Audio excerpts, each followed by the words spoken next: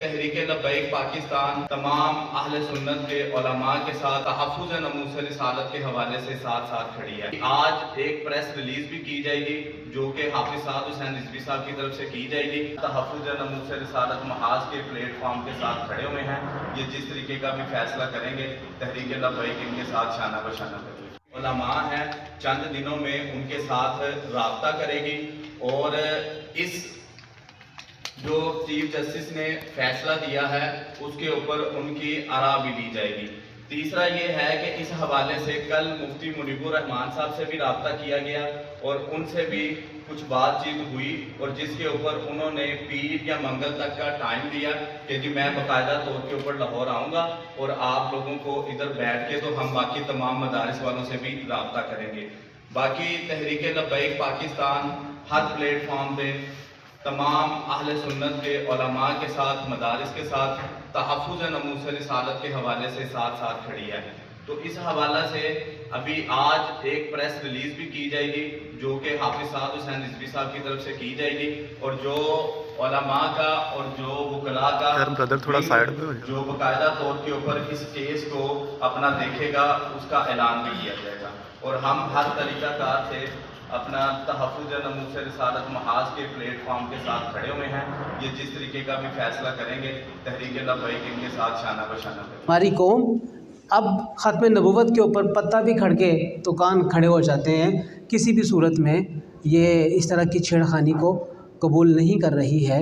Chief justice अदालत उस्मा के 6 फरवरी 2024 के जारी करदा फ़ैसले बाबत फ़ौजदारी पटिशन 154L और 1344L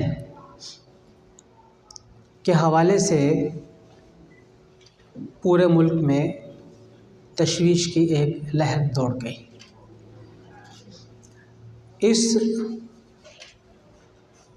फ़ैसले में चंद अमूर ऐसे जिनके ऊपर अहले इस्लाम मोतरज़ हैं और वो ये चाहते हैं कि इन उमूर को फ़ैसले से हज़फ किया जाए। सबसे पहले पैराग्राफ नंबर 6 से लेके पैराग्राफ नंबर 10 तक जो एक अमूमी बात की गई और जो कि उस जगह पे ज़िक्र करने की ज़रूरत नहीं थी, बेमहल बात की गई।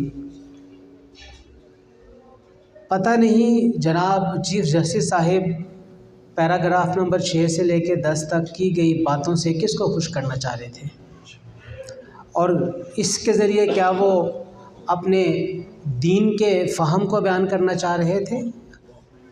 हमें अगर दीन का फ़हम देखना है तो दीन का फ़हम यकीनी तौर पे उलमा बहुत अच्छी तरीके से बयान कर सकते हैं।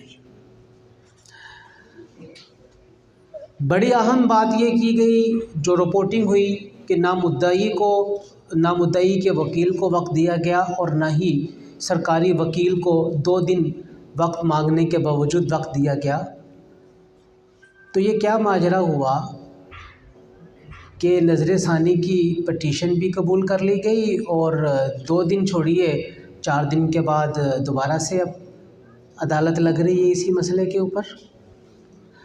और कभी हमने नहीं सुना नहीं देखा कि अदालत उज़्मा के अफसर ताल्लुकात आमा की तरफ से किसी किस्म का कोई वजाहती बयान जारी हुआ हो, लेकिन इस केस के अंदर वजाहती बयान भी जारी हुआ। उस वजाहती बयान के अंदर जनाब चीफ जस्टिस साहब के हवाले से बात की गई कि जी ख़ातिमुन नबीयीन होने के ऊपर कामिल यकीन रखते हैं। हमें तो कोई शक नहीं है कि वो नहीं रखते। बात तो उनके यकीन रखने की है ही नहीं। हम तो समझते हैं कि पाकिस्तान का जो चीफ जस्टिस है उसे तो लाजमी तौर पे इन मामलात के ऊपर बड़ी पुख्तगी के साथ इजहार करना चाहिए। असल बात तो ये है कि जो फ़ैसला किया गया है उस फ़ैसले के अंदर जो कुछ लूपहोल हैं उसके ऊपर बात हो रही है और पूरी कौम उसके ऊपर तशवीश का शिकार भी है। और अगर वो चीज़ क्लैरिटी के साथ सामने नहीं आती है तो उसके ऊपर कुछ अतराफ़ से आइंदा का लाहे अमल भी दिया जा चुका है जो कि यकीनी तौर पे रियासत के या यूँ कह लीजिए कि जो डीप स्टेट जिसको बहुत अच्छे तरीके से समझती है।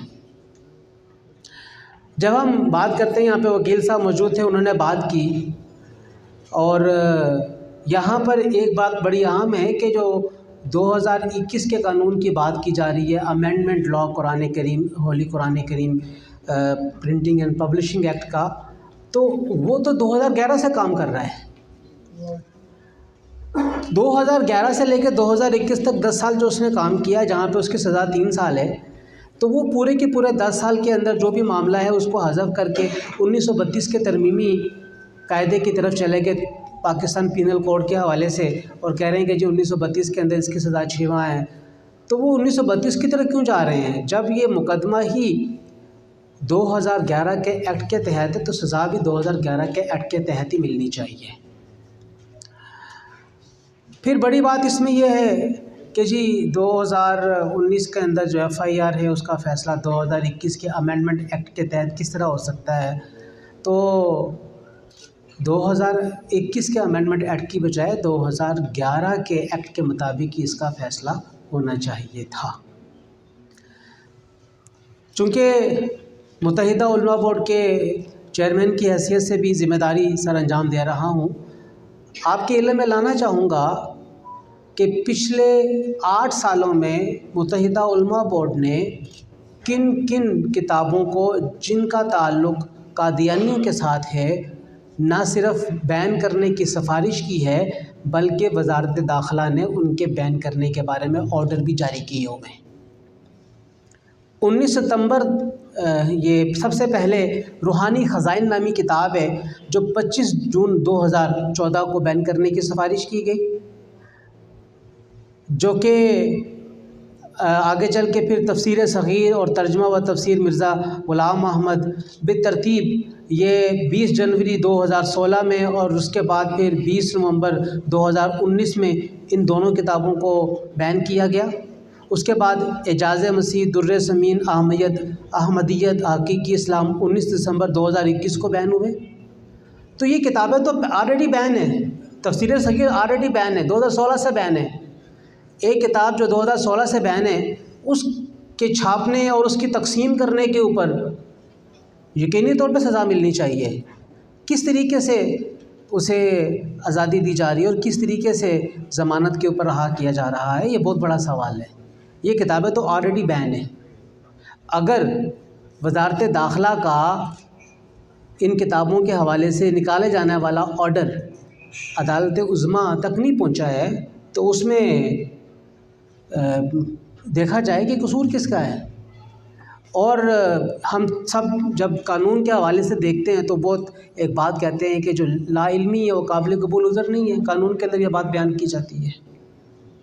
तो अगर कोई चीज़ अगर इल्म में नहीं है तो जो अहले ज़िक्र है उनसे पूछ ली जाए, और जो शरीयत के मामलात है उसमें लाजमी तौर पे अदालत उज़्मा को ये चाहिए कि वो उलमा को ऑन बोर्ड करें ताकि उनसे किसी किस्म की कोई ऐसी मिस्टेक ना हो जाए।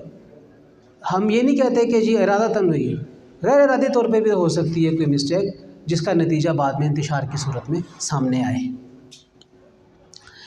इसके ऊपर अब 2 आइंदा की सूरत हाल है जिसके ऊपर 2 दिन पहले भी तहफ़्फ़ुज़ नामूस रिसालत महाज ने पॉलिसी बयान जारी करते हुए मुतालबा किया कि नज़र सानी की जानी चाहिए इस फ़ैसले के ऊपर। रिव्यू पटिशन पंजाब हुकूमत की तरफ से आ गई और इसको कल के दिन ही हल किया जाना मतलूब ठहराया गया, लेकिन कहा गया कि नहीं वक़्त चाहिए, और वो अब परसों का वक़्त तय हो गया कि नज़र सानी की पटिशन के ऊपर परसों गौर किया जाएगा। इसके साथ साथ अगर पंजाब हुकूमत नज़र सानी की पटिशन ना करती तो फिर अदालत उज़्मा के पास 184/3 के तहत सो मोटो एक्शन लेने का इख्तियार था और उसे वो इख्तियार इस्तेमाल करना चाहिए था। बहरहाल पटिशन सामने आ चुकी है और अब उस पटिशन के हवाले से पूरी कौम की नज़रें हैं कि उस पटिशन का जवाब क्या दिया जाता है। हमारा जो मुतालबा है वो ये है कि पैराग्राफ नंबर 6 से लेकर पैराग्राफ नंबर 10 तक, अगरचे ये बेमहल बातें हैं और इसका कोई ताल्लुक़ नहीं है बराह रास्त फ़ैसले के साथ, लेकिन इसे ना सिर्फ हज़फ किया जाए, उस फ़ैसले से, बल्कि इस बात को यकीनी भी बनाया जाए कि आइंदा इस तरह का कोई भी फ़ैसला ना आएगा। और फिर ये 2 रुकनी बेंच का फ़ैसला, इससे पहले 1993 में 5 रुकनी लार्जर बेंच इसी तरह के फ़ैसले के अंदर कादियानियों के हवाले से हदूद का तयन कर चुका हुआ है। और उससे पहले 1984 के अंदर इम्तनाए कादियानियत आर्डीनेंस भी रूबाए अमल है। तो इन तमाम के होते हुए हम ये समझते हैं और अक्सर का ये ख्याल है कि ये जो बेमहल बातें हैं ये कोई असर नहीं करेंगी, लेकिन उसके बावजूद हमारी कौम अब ख़त्म नबूवत के ऊपर पत्ता भी खड़के तो कान खड़े हो जाते हैं। किसी भी सूरत में ये इस तरह की छेड़खानी को कबूल नहीं कर रही है। तो बजाय इसके कि इस तरह की छेड़खानी की जाए और कौम को इंतशार में मुब्तला किया जाए, और जो मामलात सेटल्ड हैं, पहले से तयशुदा हैं, उन्हें किसी भी तरीके से दोबारा छेड़ने की ज़रूरत नहीं है। और बहरहाल जो बात यहाँ पे की गई, हमें उसको देखने की भी ज़रूरत है कि जो कादियानी हैं, जब उन्हें कानून गैर मुस्लिम करार दे रहा है और ये गैर मुस्लिम करार दिए जाने के मामले को समझे जाने की भी ज़रूरत है, और उसके साथ साथ उनकी हैसियत का तयन भी किए जाने की ज़रूरत है। और क्या जिस तरह यहाँ पे बात की गई इर्तिदाद के हवाले से, अगर ये इर्तिदाद का मामला है तो फिर क्या जो इर्तिदाद की सज़ा है वो मैं और आप दिलवा सकते हैं? नहीं दिलवा सकते। तो हमें उस बात को बयान करने की ज़रूरत है जिस बात को मिन हैसुल कबूल भी किया जाए और उसके ऊपर इम्प्लीमेंटेशन भी हो सके। बहरहाल कुछ चीज़ें ऐसी हैं जो कि इंतहाई वजाहत तलब हैं और उनके ऊपर गहराई के साथ बात करने की हमें ज़रूरत है, लेकिन सर-ए-दस्त हम मुतालबा यही रखते हैं कि जो बेमहल बातें की गई हैं, जिनका कोई ज़रूरी नहीं था उस फ़ैसले के अंदर इनकॉर्पोरेट करना, उन्हें इस फ़ैसले से निकाला जाए। और जो पिटीशन के अंदर अभी हमारे सामने पिटीशन नहीं आई है कि वो पिटीशन क्या जमा कराई गई है, उस पिटीशन में हम ये उम्मीद करते हैं कि जो मुतालबात किए गए हैं वो कौम की तर्जमानी करते होंगे, और अगर कौम की तर्जमानी ना करने वाले भी मुतालबात हैं तो अदालत उज़्मा अपना वक़ार बहाल करने के लिए ऐसा फ़ैसला उस पिटीशन का करे जो कि आमतुन्नास के क़ुलूब व अज़हान में फैले हुए इंतशार को ख़त्म कर दे। शुक्रिया।